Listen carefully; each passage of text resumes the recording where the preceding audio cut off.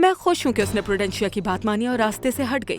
क्या ये फैसला आप दोनों की मर्जी से हो रहा है? मरीना उससे बहुत प्यार करती है, इतनी आसानी से आंटी की बात नहीं मानेगी। अगर वो चाहती तो भड़का सकती थी तुम्हारे खिलाफ एल्बर्टो को। प्रूडेंशिया समझ जाएगी कि तुम उसके बेटे के साथ रहना चाहती हो, इसीलिए जा रही हो। चलो अब चलो। रुक जाइए, अभी बाहर जाने का सोचेगा भी मत। दरअसल मिस वेनेसा और उनकी मॉम बाहर ही घूम रही हैं। हाँ, ऐसा नहीं वो हो इस टाउन सकता। में क्या कर रही है? वो जानती है कि तुम उसके लिए कितनी ज्यादा इम्पोर्टेंट हो।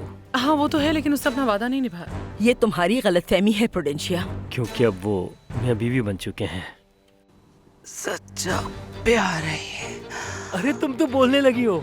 ज्यादा परेशान ना होना उसके लिए, क्योंकि ये डॉक्टर उसका अल्बर्टो से भी ज्यादा ख्याल रखेगा।